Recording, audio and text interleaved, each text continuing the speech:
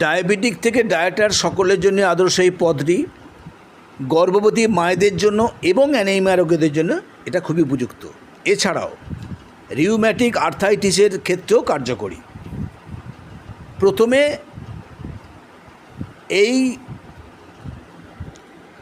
পদটির যে পুষ্টিগুণ সেটা নিয়ে একটু আলোচনা করি। Protein, fibre, fat, carbohydrate, vitamin A, C, calcium, folic acid, iron সমৃদ্ধ এটি।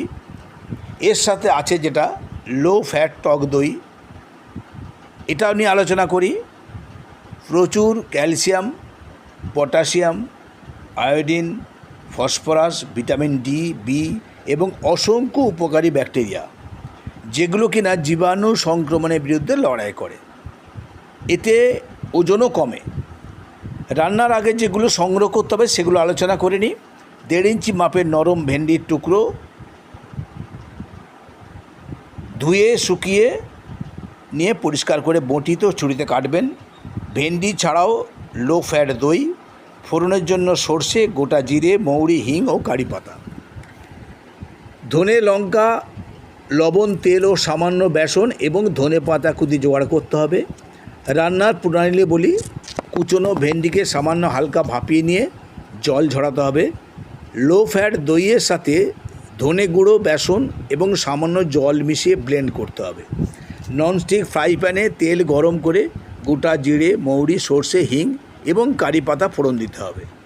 তারপর দইয়ের মিশ্রণ ও ভাপানো ভেন্ডি দিয়ে কম আঁচে 4-5 মিনিট রাখতে হবে। নামিয়ে উপরে ধনে পাতা কুচি ছড়ালেই কিন্তু রেডি দই ভেন্ডি। যদিও বাঙালি বাড়িতে এর প্রচলন বেড়ে গেছে, আসলে এটা রাজস্থানী খাবার, রাজস্থানী পদ। যেমন আজকে কিছু পাঞ্জাবি পদ আমাদের বাঙালি বাড়িতে ভীষণভাবে চলছে।